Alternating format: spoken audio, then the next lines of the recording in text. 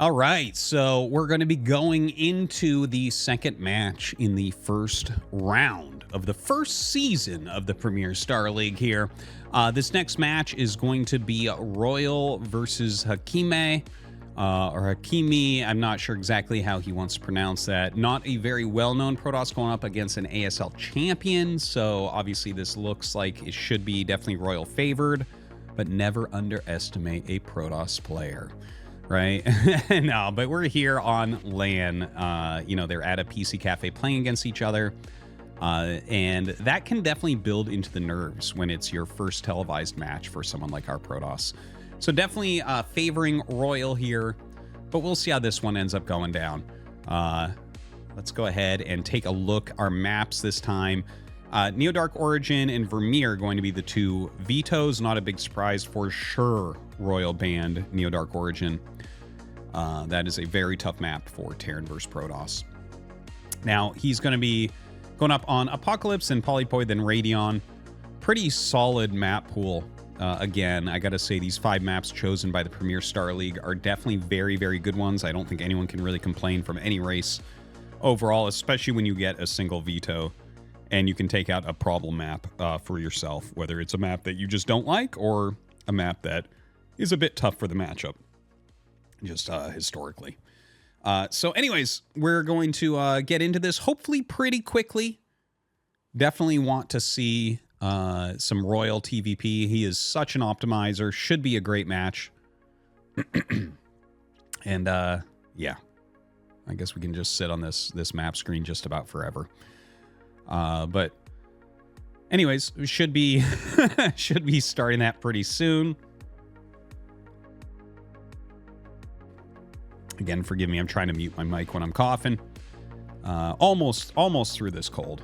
But you guys, any of you out there that have children know that this time of the year, the colds start flowing in a little bit, and not too much you can do except kind of ride it out, take your vitamins, drink some tea, and do the best that you can. All right, back on camera for me. Yeah, enjoying this PSL so far. You know, obviously we have a mixture of the new kind of upcoming players playing against some of the strongest pros in the world. And obviously we're thinking that if you know the name of the player, there's a reason for it, right? Although all these guys are very, very good. I love the fact that these are kind of an open qualifier, so you can just kind of show up and play, and, you know, who knows? You have a great day. Maybe you get a lucky bracket, and suddenly you're playing a televised match, which is what you probably, if you're this good, you've probably been aiming for years and years and years. It really takes years to get up to this level in StarCraft. It's kind of a cool thing, because no one really comes out of nowhere. Like, you see everyone coming years in advance. This is actually a very common thing that people don't seem to realize, that it's kind of a cool aspect, I think, where it's like we all knew, for instance, in StarCraft 2, everyone knew who Cyril was for years before he was able to win a championship. You look back in StarCraft 1, like, I mean, you have to start out as a noob, and then you start climbing the ladder, and you become a practice partner, and then you win your license, and then you get drafted by a team, you know, and then it's like eventually maybe you get into the pro league back in the old days. You know, it's just, this is the way it is. You know, one of my favorite stories to tell people, like, for those of you who know who Noni is, I saw him coming up for literally years. I knew who Noni was before it was probably a year of knowing who he was before I even gave him a game. And eventually he became much better than me. So it takes a long time to get good at StarCraft. And so I'm happy for these guys that are making it. Now, here's RoyaL. He probably has a cold right now.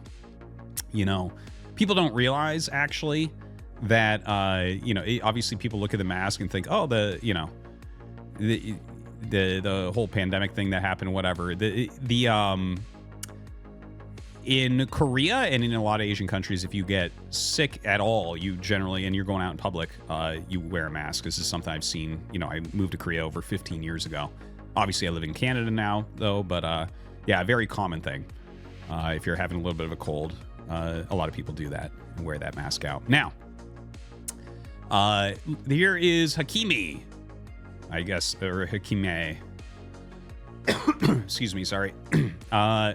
Yeah, I don't actually know very much about this guy. I'm The ID looks so familiar. I'm pretty sure I've played this guy on ladder before and probably did not end well for me, considering he's made it into the top 8 here.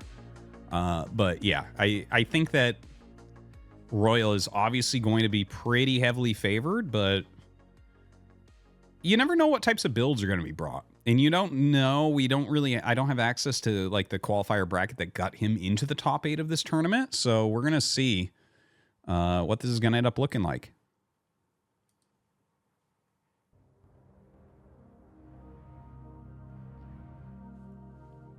All right. Down in the bottom left of Apocalypse, we have RoyaL. And up at 12 o'clock, we have HakimE. Well, Apocalypse is definitely a map where you can see some cheese on. 2 of the spawns, 12 o'clock and the bottom right, have very easy gases to steal. RoyaL was kind of lucky to spawn in the bottom left. Very hard to steal that gas. Takes a lot longer. The Terran has some advanced notice before you get there. And we don't know if HakimE has something like that planned anyways. It doesn't seem that way since no probe is really leaving his base. But he might have something planned, like a Nexus first or something. I would not be too surprised about that. RoyaL down here in the bottom left. We'll see if he's going to go for like a gasless expansion or he wants to do a factory expansion, something like that. And, you know, while we kind of wait for this game to pick up, I do want to thank you guys once again for choosing to watch ArtosisCasts with part of your day.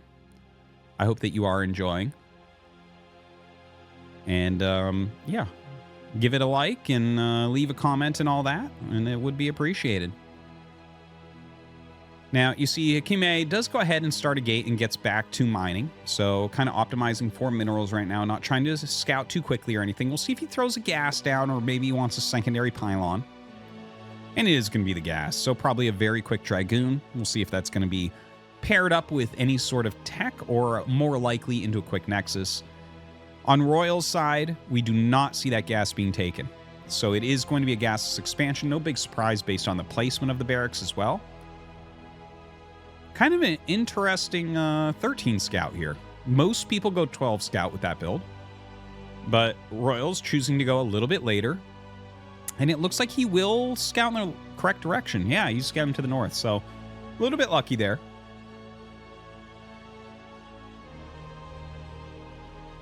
He'll be able to go up and see exactly what's going on in HakimE's base.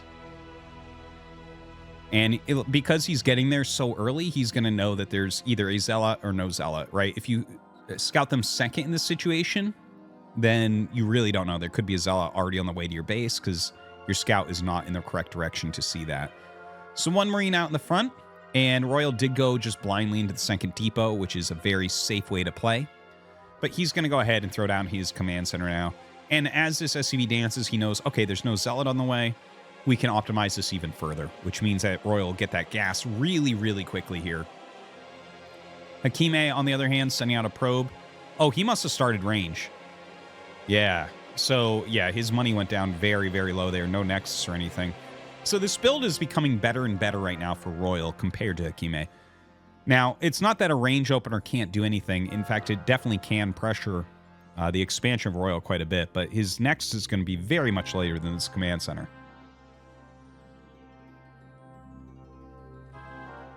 Now, he will start that Nexus, but as it gets started, you can see just how much later it really is than RoyaL's base. 3rd Marine, as well as the bunker coming up. RoyaL about to start his first factory. And HakimE probably should rally down his Dragoons to put some pressure on. In fact, adds a second gateway. Okay, I think it looks like he wanted to go Robo and he decided to go second gateway. If you look at that gigantic gas bank he has and where the second gateway is, both of those point towards the fact that he was maybe going to go Robo. And then it's like, no, we're going to go 2-gate range goon. And this is actually a pretty good choice, I think. Now, the problem is that RoyaL has an SCV in his base still. So when RoyaL pops down and sees the second gate, he's going to be really happy that he hid this SCV. Because as soon as you see that second gate, you know to take the Dragoon pressure incredibly seriously. You're going to make 2 to 3 tanks with siege mode. Yeah, see, he sees that that's finished. He sees that the robo is brand new. And that's all the scout he needed. Like, he has full info. He knows he does not need missile turrets. He knows that he simply needs siege tanks with siege mode and to make sure he repairs his bunker enough that he does not die to this early push. Now, HakimE's Nexus going to finish up. And RoyaL, of course, yeah, look at this. This is actually a very, very fast second gas. I do wonder if he's going to adjust gas mining as the pressure starts on his bunker. Why are the Dragoons not walking across the map is my biggest question right now. Because he has range against a gasless expansion. And he went 2 gate. And he's not putting any pressure on. So RoyaL is able to completely optimize everything the entire time. He's not losing any minerals by repairing. Okay, this is... I'm going to chalk it up to nerves. Because there is no way that you make it into the top 8 and are able to play here and don't know to just kind of like, yeah, you're playing against gasless expand, let's cost them some money. So basically, like, RoyaL's economy is unbelievably nuts right now. Unbelievably nuts. The fact that no pressure occurred, despite the fact that he went second gate before that robo. Now, the only thing that I can think is that he's going to make non-stop Dragoons and try to crush a mid-game timing push. That's the only thing that I can come up with for HakimE, but still you should have pressured.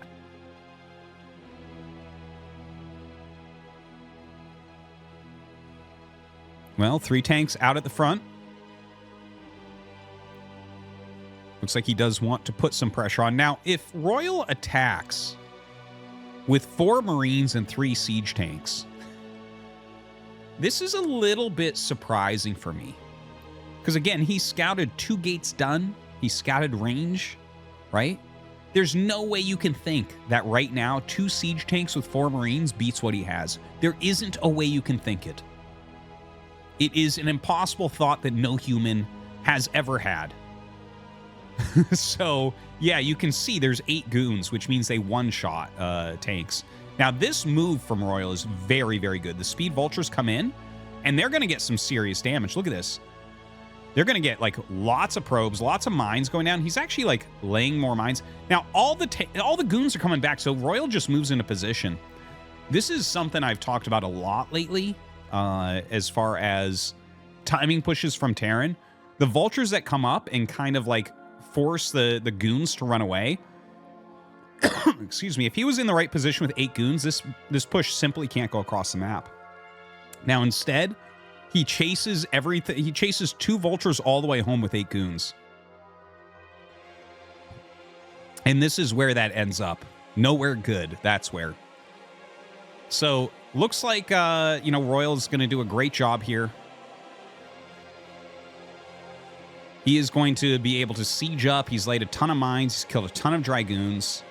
Definitely taking some control of the position. He has 4 factories out, so can definitely rally up a lot of units here as well. That missile turret's going to be a big problem. Looks like HakimE wants to walk around everything. Luckily, his observer is there to knock out some of these spider mines.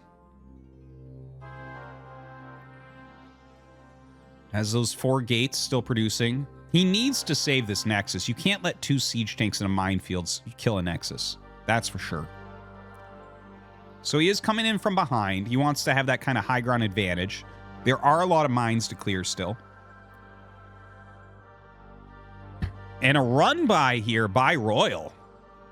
He's going to be able to pick off some of these probes for sure, laying down some mines as well. And here's the thing, even if you don't... And he kills the Nexus. Oh my god. This is just a disaster for our Protoss player. Just an absolute unmitigated disaster.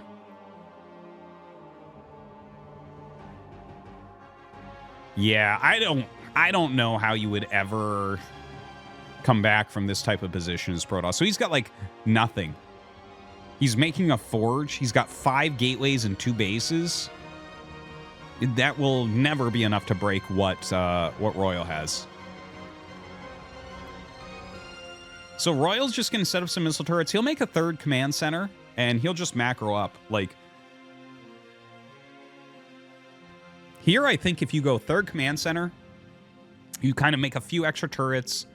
You macro up. Maybe you go 1-1. Maybe you go 2-1, but you go up to like 8 factories. I just can never see HakimE holding on against that.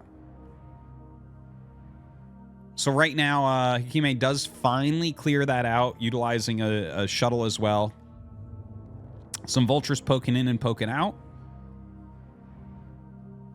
Citadel is down, so looks like he can get into those zealot legs, but again, no way to get enough supply. On 5 gates here, he's got to re-expand. And I don't even think you can double expand, which is, you know, I think a great way to come back after you lose a Nexus is to just kind of make the Nexus you lost and another Nexus. But Royal didn't really lose units killing the Nexus is the big problem, right? If he had, that would have made more sense. He didn't really sacrifice anything to do what he did. He just ran vultures around and HakimE, like, over-responded to them. A couple probes stuck, very unfortunately there. Much heavier saturation is natural than his main base.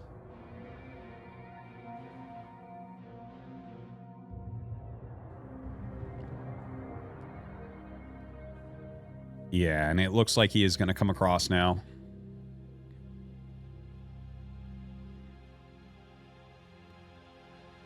So RoyaL has added a lot of factories. Oh my gosh. How many is he going up to 9 facts? 1, 2, 3, 4, 5, 6, 7, 8, 9. Is that 9 facts or 10 facts?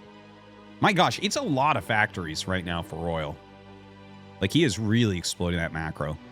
And in fact, he is up in supply right now. This army just cannot break through what RoyaL has. HakimE may try it because the game is not going to get easier from here, that's for sure. Double shuttle comes in. Trying to run some goons up to eat some of those shots. Drop zealots on top. Yeah, it absolutely does nothing. And RoyaL unsieges immediately. Looks like we are going to have a counterattack coming up.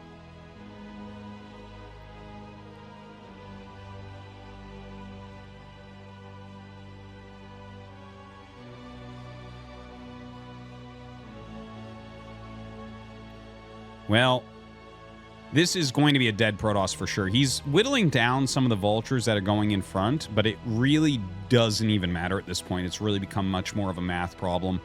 Siege is up, plasters 3 goons before they can pull back from there.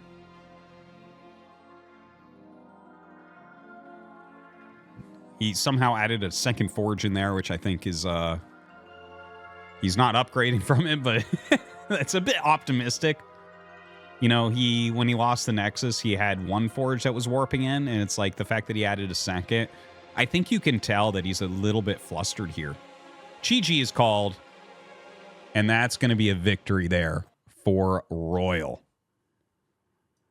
All right. Well, RoyaL looking good, right? Like, here's the thing. There was no pressure put on him. You're not going to put any pressure on the best optimizer that we have for Terran. You're not going to get anything done. When he added the second gate, I thought for sure this was to put on additional Dragoon pressure to really make your opponent turtle up. Unfortunately, he just sat in his base. When he had 8 goons, which could have smashed the 3 tank push that we saw. Excuse me, sorry. He chased, there was like 2 vultures that ran by, and he brought all 8 goons back. This has been something I've been showing a lot recently on the casting channel here at ArtosisCasts. You know, it's the tactics of the vultures running by. A lot of Protosses panic, right? They've played a lot of games where you've lost like probes to this and stuff, and you're like, well, I have to go back and deal with this. You have to keep that forward army as well. You must slow down the push. You must be in position. He went to low ground. He only had 6 goons or so when the push came. You need the 8 because then you can one-shot tanks. And he got demolished. HakimE had enough to make that game very interesting and just made some poor decisions. So, not sure where he's going to go from there. Apocalypse is a pretty solid map, I think, for Protoss vs. Terran. If he gets cross-spawn on these next maps, it can go all right. I feel like Radion cross-spawn, it's a pretty damn big map. It's pretty hard to get across, so that might be his best option there. Now, here he is once again, HakimE, and there's RoyaL.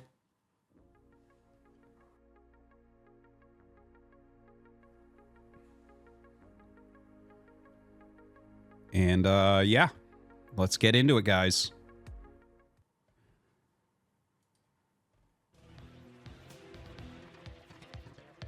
All right, in the bottom right of Polypoid, we have RoyaL. In the top left, we have HakimE. So at least it is cross-spawn. You know, I think people get confused about, like, I guess I'm pretty vocal about when things are cross-spawn, how different it is. It really is quite different, right?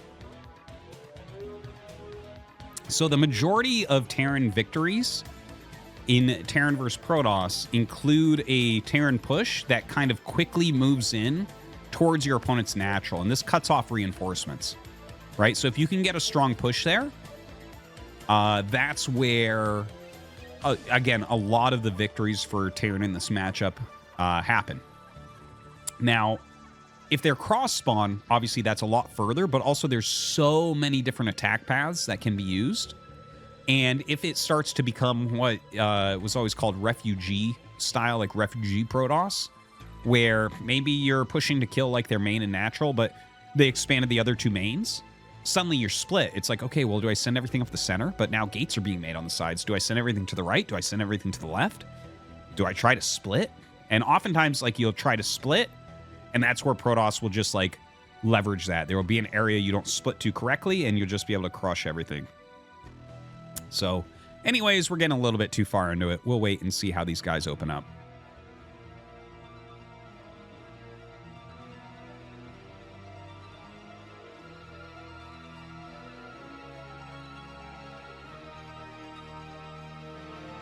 So yeah, again, apologies. I do have a pretty big head cold, which is why you kind of hear the stifling of my voice. I'm like trying to mute the mic and not sneeze and cough into it, but sorry again about that, and sorry to keep saying sorry about it as well. But anyways, I know people are going to, why is you making those noises?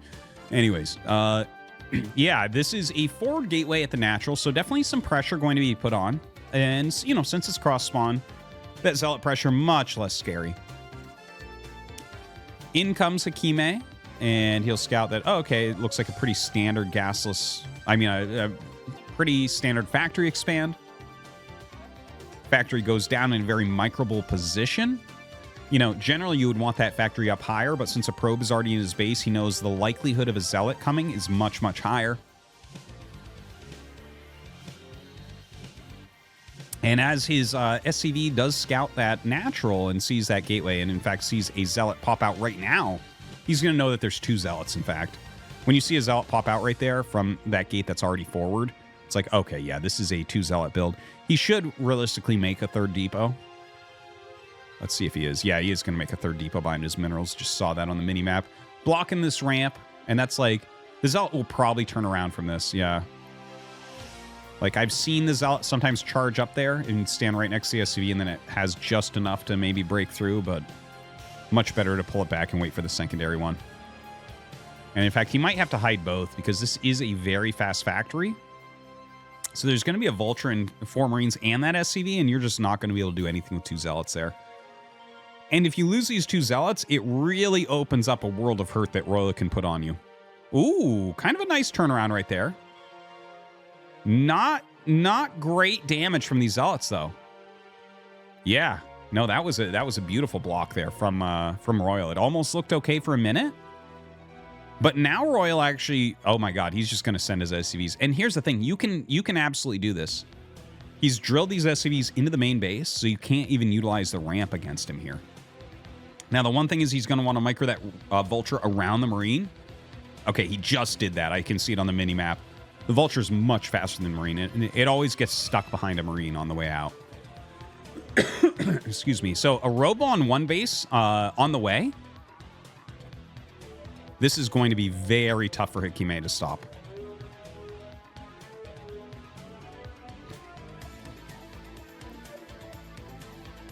Oh my god. Okay, this game's over. This game's super over. He just killed both the Dragoons. There's no winning this. He has no units. GG. Okay. That was not what we were looking for. But good job to RoyaL, I guess. HakimE definitely not playing that well, and you can see he's very, very upset by it. You know that he's a better player than that. Like, what that looked like just did not... He's actually kind of laughing as well, it looks like. But he knows what that looks like. Here's the thing, guys. When you are practicing so hard that you can get top 8 in a tournament like this, and then you play your first match and it's against someone of this caliber, that is painful when it looks like that. I think anyone who has competed a lot in anything and tried their best, it's you've probably had moments like that. You know, when I lived in Korea and they had the open qualifiers that were live, I would always just travel to all of them, right? Take trains around, stay at cheap motels, and play in them. And I remember once it was multiple hour train ride to go down. I might have been in Daegu or something, or Busan, and I played this qualifier. And someone literally made 2 gates in my base and eliminated me. And it was in the first round. And I felt like that, where I was like, ooh, I spent money to be here. And, you know, it's a bad feeling. And we just saw from HakimE, both games were bad. They were rough. RoyaL just absolutely slaughtered him. And it didn't look good. It didn't look particularly good. And, you know, that's going to be something to come back from. I hope that he can do well in the future. So that's our second match, guys. We'll go into the third match shortly.